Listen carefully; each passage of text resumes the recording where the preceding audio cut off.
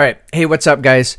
So today I thought for this vlog video with the comic book coming out and doing the crowdfunding in late spring and on into the first part of summer of May 3rd. I believe that was the date. No, excuse me, April 31st. I was about to say 39th.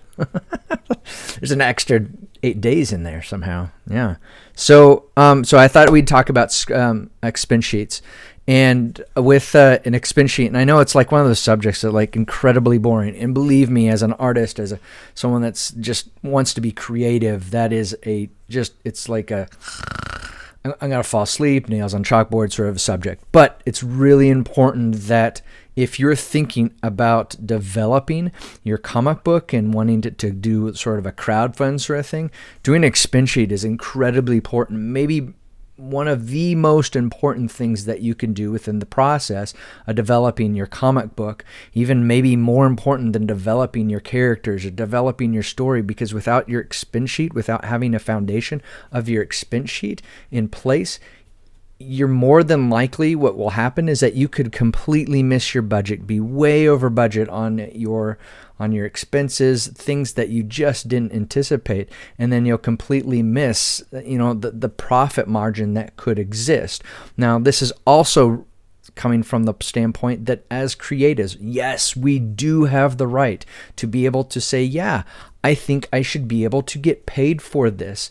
Now, it's not an exorbitant amount, but even if it was an exorbitant amount, that is some sort of a topic that is basically, as entrepreneurs, as artists, we should have the opportunity to feed our family, should have the opportunity to clothe our family. Those are the types of things. That's why we get jobs. So with that in mind, the importance of an expense sheet to be able to launch your idea, to be able to crowdfund your idea, that, the biggest thing that I can say about that is that if you don't have the right mindset going into the development of, let alone your project, expense sheet aside, that there's no amount of information that I might be able to give here, you'll be able to gather somewhere else, that if you don't have the right mindset, you're going to completely miss this as an opportunity, and that's where, and kind of in a sense, not to drop a plug here, but that's why the development of Tikvah Minds, one of my other entities, if you will, of to be able to help artists not only develop their mindset from a point of view of how to grow from a business perspective, but also along with it to grow their art. That they have that possibility and potential. That's not only a select few out there, or if I go to a certain school, that sort of thing. So we are basically about the development of artists coming together as a group, critiquing our work, sharing our work, developing those things. However, with this sort of video, I'm not going to be able to pass out to you sort of an expense sheet. There's thousands of them out there. You can find them on the internet. But really what I want to say is that if you're desperately wanting one, yes, come to Tikvah Minds. We do have that. However, the most important thing, the very most important thing, whether you get it from us or anywhere else, having the right mindset and sort of this, I have to go after it. You sort of have to be absolutely obsessed with where you're going, what you're doing, and how you're going to get there. You have to have that mindset of just, I'm going to go after it and crush this to my best ability. And that can look in a varying different ways for each and every individual. But it's important to have that right mindset. So if you don't necessarily have that right mindset right now, it's okay. Get that done. Stop this video. Stop wasting your time here and move on. Now for the rest of us. So in terms of developing like I said, the mindset, incredibly important. Kind of the next thing is as far as an expense sheet, there are really two things that are really important. One is that your two goals are to be able to find exactly how much money you ultimately need to raise to fund this idea. And there's different ways of doing that. You can scale it in different ways, but this is going to be more from that standpoint of coming up with just kind of I have that one goal that I'm after.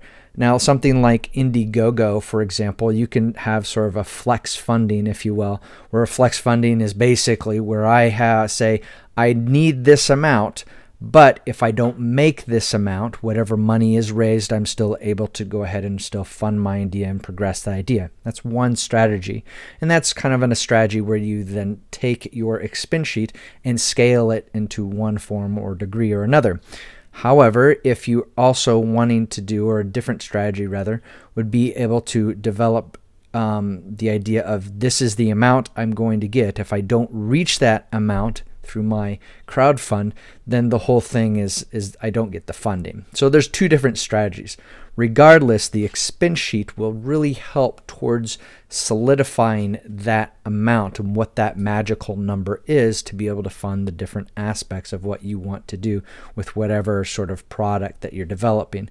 Regardless, and there's 1,000 ways of slicing it, even with a comic book, the type of covers, the type of paper that you're going to use, the type of, if it's hardbound, softbound, all those sort of things that coincide with ultimately your final product of what you want that to look like.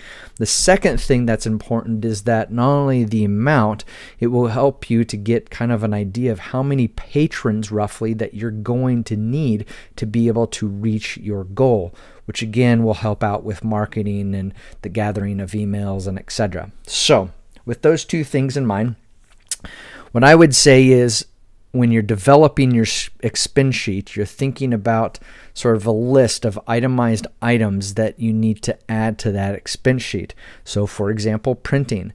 There are a number of places, and that sort of could be left for another video, but regardless, the most important is that will that place be able to provide you with the product that you're needing?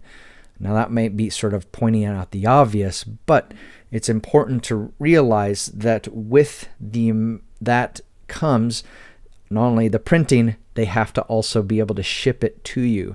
So you remember to add in that shipping as a part of that expense sheet, as that total expense. The second thing that you might be thinking about is copyright.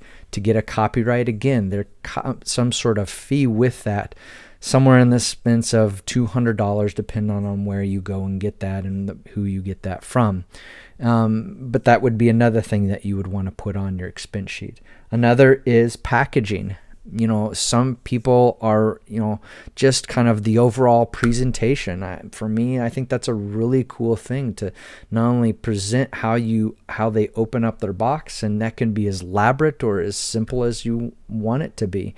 Again, that would be overall the part of the product that you're presenting and how that aligns with that type of product that you're presenting to the customer. And that can be anything from comic book plastic wrap to the mylar of however mils, 4 mils or whatever is thick, or if you want to go for the cheaper stuff, or with the boxes along with the boxing tape if you want to add your own logo with that, etc., etc.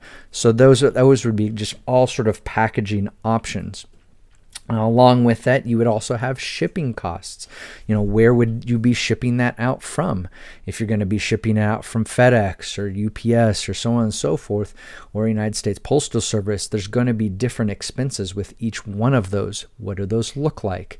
And again, you would, based upon your packaging and your overall packaging sizes and expenses, you'll be able to get a pretty good idea of what that shipping charge is based upon the size and the weight. Now, you can use, let's say, for example, you don't have your comic book printed yet. Use a previous comic book that you've bought from somewhere else that's going to be about the rough size that you're after, number of pages, and then be able to put that all together, and then you have kind of a general idea of what that shipping cost will be. Then there's other things like, what else would you put with that shipping? Are you going to add any kitsch with that shipping, which could be stickers, it could be posters, it could be other full-size original artwork, this full-size 17 by 11. If you do that, then it would ultimately change your your packaging size. How much of those packages are you going to need if you're going to need a 17 by 11 envelope of some sort of size? Or is your artwork even larger than that? What would that look like? And on top of that, how many customers could then fit into that particular tier that would match up with that as well. Another idea is that could be t-shirts, posters, all sorts of things. So that thing, a kitsch, whatever that might be, hats, who knows. Then there also could be that other artwork or any type of artists. So if you're getting a writer, if you have a penciler, inker, colorist, all those sort of things, you have to be able to pay them. Or let's say, for example, you're doing all the work yourself. That's kind of my case. I'm writing the story. I'm putting all the penciling and inking and all the artwork together. Yes, I will have someone look at that. But again, that would be something, if I have someone look at that, that's another charge that I need to think about as far as, hey, would you be willing to critique my stuff? I'd be willing to pay you for that. And that would also be a part of your overall expenses that you could add in there. You want to be able to add in your time that you're spending, whatever that is, if it's $30 page to all the way up to $130 a page, depending on where you are, your expertise, your experience, where you think you could be able to land all that expenses lined up with the total price that you're going for, your total goal. Also, you're going to think about supplies, paper, pencils, inks, etc., whatever that might be. Let's say, for example, that you're maybe, I'm just going to do all my stuff on the iPad, or I'm going to do all my stuff on the Adobe Photoshop. Whatever that is, add that expense on there. That expense, that subscription for that, be that the application or the website or whatever it might be, will be able to add into, again, your total so that you can then make that money back and make your budget for the overall project. Then you also have things like marketing costs. What are the overall marketing that you're wanting to do? Are you wanting to do type of a marketing where you're paying Facebook or Instagram or different things like that for your work to be able to be shot out to the masses, to be able to read with other people? Are you going to try to link up with other artists and try to do some sort of YouTube live video chats to be able to help promote your work and promote your artwork? So that would be another arena that you would be able to help develop and raise money for your overall project. Another thing would be taxes. Sales tax, for example, depending on the state that you're living in, it's going to cost a different amount of whatever that sales tax is that you would be ultimately passing it on to, in this case, the client or the customer. And so that would be, so you're not being left, kind of in the wide open with the bill of that taxes. If you raise just around $10,000, you need to probably expect somewhere around $1,000 of taxes just from the sales tax. That's a lot of money, and so you need to be able to account for that based upon your state and your state's rules and regulations. So you want to keep that in account too. And then the last one that I have here is just your crowdfunding fees, which require credit card fees. What are those fees? What's that going to look like? What are the fees of the whatever the percentage of, I think Indiegogo's is somewhere around 5%.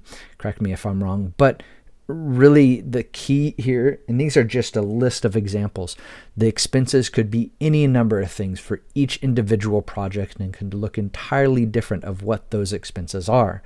Along with that, that will give you kind of a grand total of your price that you're looking at to be able to achieve, which your next goal is to, okay, how much of that with number of patrons based upon number of tiers that I want to have. This would be basically your last step of developing, wow, I need to have 400, 500, 200, whatever that number is of patrons, which will also help line up with what are the number of copies that I'm wanting to print off. And those would help overall give you a really good idea of where you're going, what you're headed, and ultimately give you a solid plan to be able to develop your overall project. So first and foremost, if you've stuck around this long, thank you for watching. Thank you for taking the time. And if you haven't, then well, I guess see you. You've left way. You left hours ago, I guess. But first and foremost, thank you for that time. Smash that like button. Thank you, and also take the time to subscribe to this channel. If you haven't done it already, and then As always, have a great Wednesday. Thank you for sticking around this long. Hopefully you found this helpful. Love to hear your comments, your thoughts, your ideas, and all the best, and we'll see you later, guys. Bye. TikvahMinds.com